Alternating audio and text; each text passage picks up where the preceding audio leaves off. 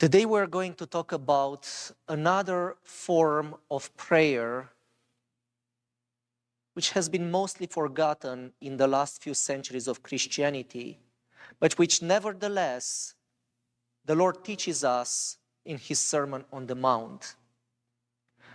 We're going to talk today about contemplation, which is another form of prayer. It is another form of bringing ourselves into communion with God. In the Sermon on the Mount, the Lord very clearly speaks about contemplation.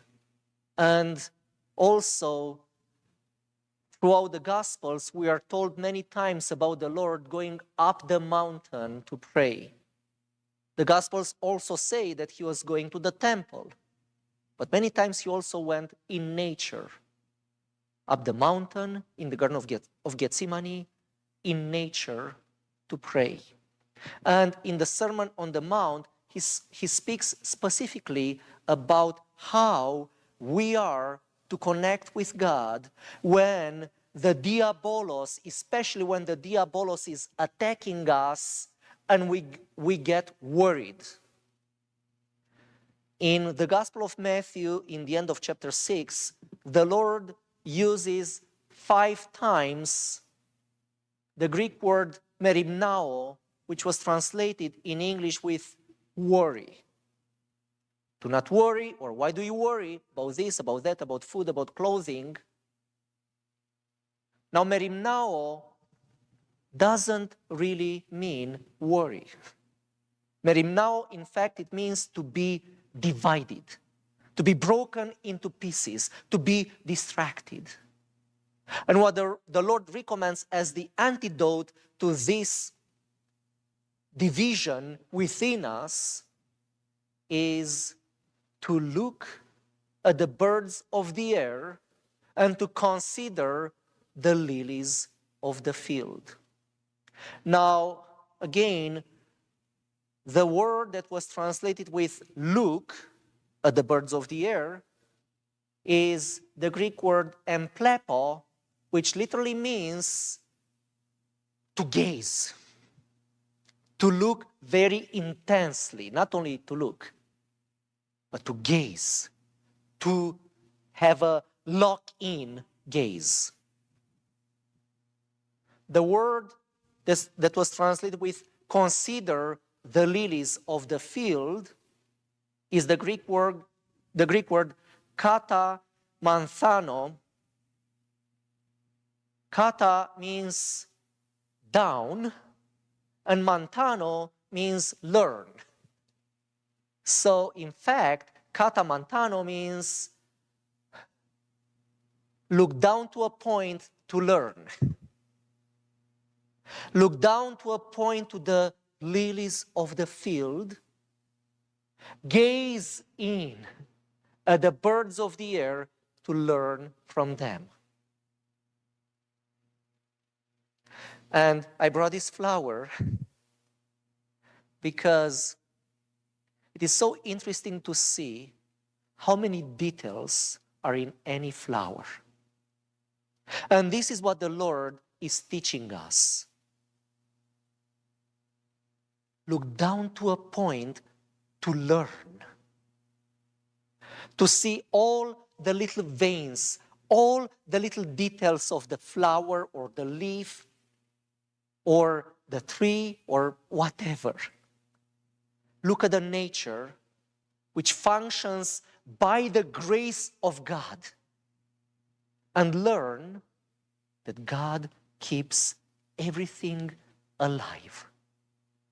And He takes care of you much more because you are much more precious than a flower, because you are images of God. But when the diabolos tries to break you into pieces, just look, gaze in, and try to forget about everything else. And it is amazing that when we look very closely, we forget about everything else.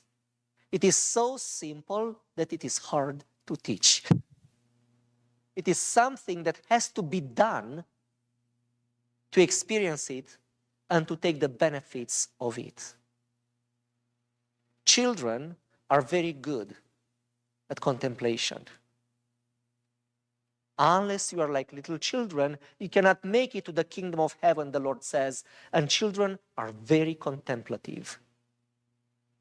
They look at bugs, they look at leaves, and they find them so beautiful, so amazing. And what do we tell them when they do that? Let's go. We have to do this, we have to do that. We stop them from contemplation and we bring them into the reality of this world, and we teach them to be in the mind and to do what they have to do. We have to do a lot of undoing in us and to become children again. Not all day long, but at least a couple of times a day. In the morning, in the evening, and especially when we feel that the diabolos is breaking us into pieces and we lose the irene, the inner peace given to us by God. And to look at the lilies of the field, at the birds of the air, to gaze in, to focus on all the little details, and to find communion with God. By finding communion with the creation of God, which functions by the grace of God. This flower doesn't have a mind.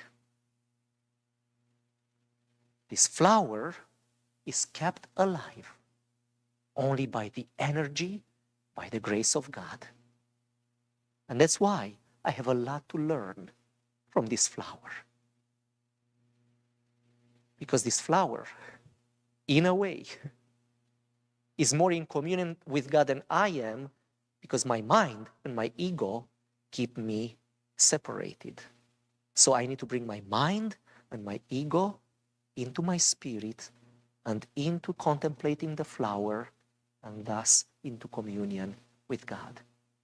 It is another form of prayer, another form of union and communion with God.